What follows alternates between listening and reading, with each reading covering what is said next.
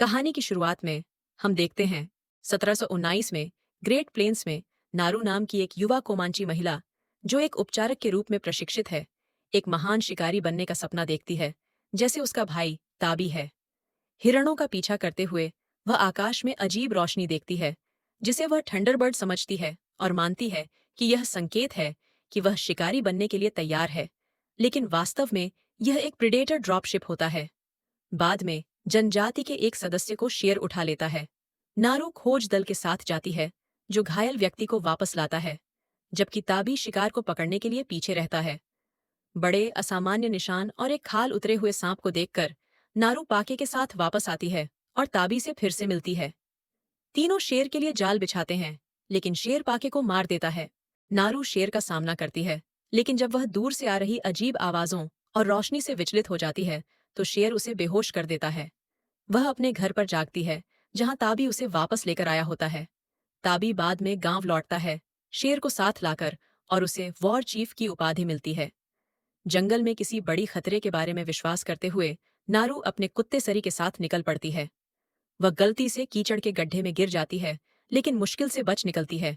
फिर एक ग्रिजली भालू उस पर हमला करता है।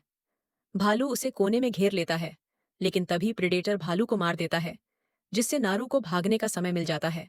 भागते हुए वह कुछ कोमांची लोगों से मिलती है जो उसे ढूंढने के लिए भेजे गए थे। प्रेडेटर, जिसे नारू मोपित्सी कहती है, जो पिया मोपित्सी मदर आउल नामक कोमांची लोक कथा का राक्षस है, उन आदमियों पर हमला करता है और उन्हें मार देता है, जबकि नारू एक पैर के फंदे में फंस जाती है। फ्रेंच यात्री नारू और सरी को पकड़ लेते हैं और उन्हें पिंजरे में बंद कर देते हैं। उनका दुभाषिया राफेल अदोलिनी नारू से प्रेडेटर के बारे में पूछताछ करता है, जिसका सामना फ्रेंच लोगों ने पहले किया था। जब नारू बात करने से इनकार करती है तो प्रमुख यात्री ताबी को बंदी के रूप में दिखाता है और उसे प्रताड़ित करता है। फिर दोनों भाई बहनों का इस्तेमाल प्रेडेटर के लिए चारे के रूप में करता है, जिसे फ्रेंच लोग पकड़ने की कोशिश कर रहे होते हैं। प्रेडेटर अधिकतर फ्रेंच आदमियों को मार डालता है, जबकि ताबी और नारू भाग निकलते हैं।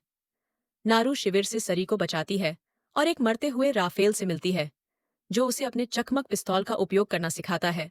बदले में नारू उसके कटे हुए पैर का इलाज करती है। नारू उसे कुछ जड़ी बूटियां देती है, जिससे उसका शरीर गर्मी कम करने लगता है और रक्तस्राव रुक जाता है। जब प्रेडेटर आता है तो राफेल मृत होने का नाटक करता है। नारू समझ जाती है कि उसकी कम हुई गर्मी के कारण प्रेडेटर उसे नहीं देख सकता। जब प्रेडेटर गलती से राफेल के ऊपर पैर रखता है तो वह चीख उठता है और प्रेडेटर उसे मार डालता है। ताबे घोड़े पर सवार होकर नरू को बचाने आता है। दोनों मिलकर प्रेडेटर को कमजोर करते हैं, लेकिन वह ताबे को मार देता है। नरू भाग जाती है और बचे हुए प्रमुख फ्रांसीसी व्यक्ति को ढूंढती है। वह उसे पकड़ लेती है और चारे के रूप में इस्तेमाल करती है।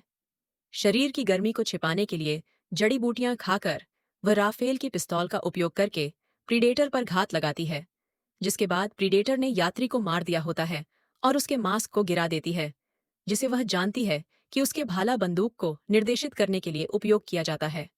वह उपकरण चुरा लेती है और प्रीडेटर को दलदल में लुभाती है, जहां वह मास्क को गड्ढे की ओर रखती है। वह प्रीडेटर से लड़ती है, जो दलदल में फंस जाता है। वह नरू पर भाला बंदूक चलाता है, लेकिन चूक जाता है। मास्क प्रोजेक्टाइल को प्रीडेटर की ओर निर्देशित करता है, जिससे उसकी मौत हो जाती है। नरू उसका सिर काट देती है और उसके चमकीले हरे खून से अपने चेहरे को रंग लेती है। वह उसके सिर को लेकर अपने गांव लौटती है, जहां उसे नया युद्ध प्रमुख घोषित किया जाता है। नरू अपनी जनजाति को सूचित करती है कि अब उनके जाने का समय आ गया है।